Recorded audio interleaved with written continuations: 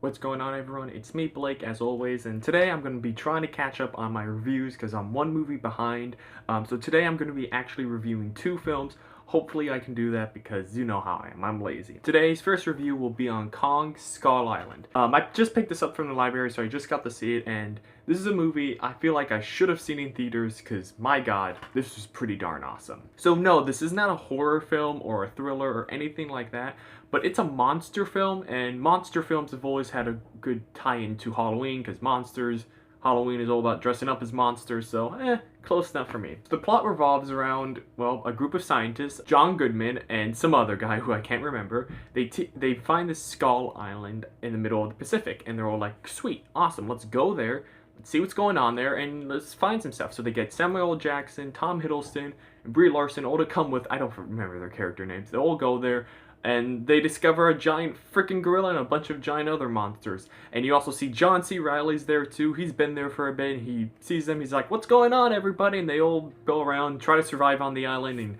King Kong smashes stuff. That's the plot. And you know what, you guys? As a monster film and as a King Kong smashing shit film, this movie is awesome. I had a great time with this film. So I just want to say that the other King Kong films, the 1930 something or another classic, the 1970s one, King Kong vs. Godzilla, I've seen that one as well, and the 2005 one, right? I've seen all of those, so I have a pretty good understanding of King Kong and the mythology and some of the stuff around him.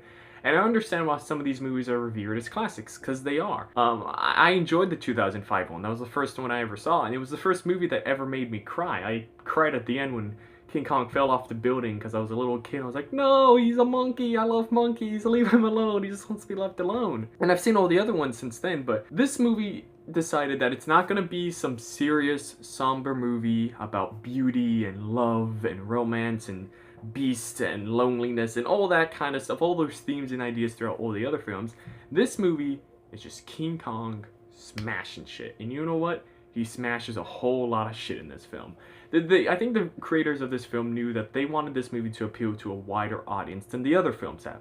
The King Kong from 2005 was very popular. The original classic is still remembered. The mainstream audience remember those movies for the action scenes, for the big, over-the-top things like King Kong climbing a building and smashing airplanes, right? So this movie is just that. It's King Kong smashing stuff for 2 hours. Now, the characters are not great in this film. In fact, they're nothing. They're a bunch of great actors, but they're not really given anything to do in this film. It's kind of weird because the two more minor characters, Samuel L. Jackson and John C. Reilly, are the only actual characters with a lot of personality and depth to them, even though you have three other actors, Tom Hiddleston, Brie Larson, and John Goodman, who they're great. Those are great actors, but they're given nothing to do. And as a result, they don't really have all that much depth to them, so the characters aren't great besides those two, and I mean, the action scenes though are on point, and the visuals too. Some of the CGI is a bit spotty at times, but that's just my eye for it. I think I've seen so much CGI that I'm just used to seeing bad CGI and good CGI that I'm able to see the tiniest things that will throw it off. But I think for the most part, most people won't notice it. I watched part of this with my stepdad, who I usually use as a gauge for the average audience member. You know, he watches movies to be entertained and stuff. He doesn't watch them for like the marvelous filmmaking aspects of them. He enjoys them more as an average moviegoer, and there's nothing wrong with that. And he was having a blast with this film. The action scenes are great. It's great watching King Kong smash stuff, and I really can't wait to see him pit against Godzilla and Godzilla vs. King Kong in a few years. And some of the other action scenes just involving the humans and them shooting stuff, a lot of it is just humans shooting these monsters coming at them and it doing nothing to them. And at a certain point, you're just like, how many bullets do you have to put in this thing before it dies? Like, they've put 1,000 rounds in that one giant lizard. It should be dead, but it isn't. And this movie is relentless with its kill count. There are so many dead bodies in this. There's so many characters that are just killed instantly, and it's awesome. It's great. I love the kill count in this film. And overall, I think it's actually a pretty good allegory for the Vietnam War. I don't want to turn this into an analysis for the film, because I still think there is some fun surprises and fun stuff to discover in this movie, despite it being a very simple premise and idea and story. But I think it's a good allegory for the Vietnam War.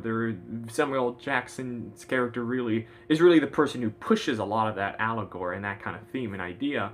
But if you're looking for that, that's actually in this, and it's smarter than the rest of the movie has to be. No, this movie didn't have to be that intelligent and put that kind of idea in here, but it decided to, and makes it a more enjoyable watch in the end. Overall, you guys, I had a great time with this film. Yes, it's a popcorn film, but you know what? I don't mind a popcorn film as long as it's a damn good popcorn film. Go ahead and see this movie. It's pretty good. That's all I gotta say, you guys. I hope you enjoyed this video, and if you did, you know what to do, and if you didn't like it, then you also know what to do.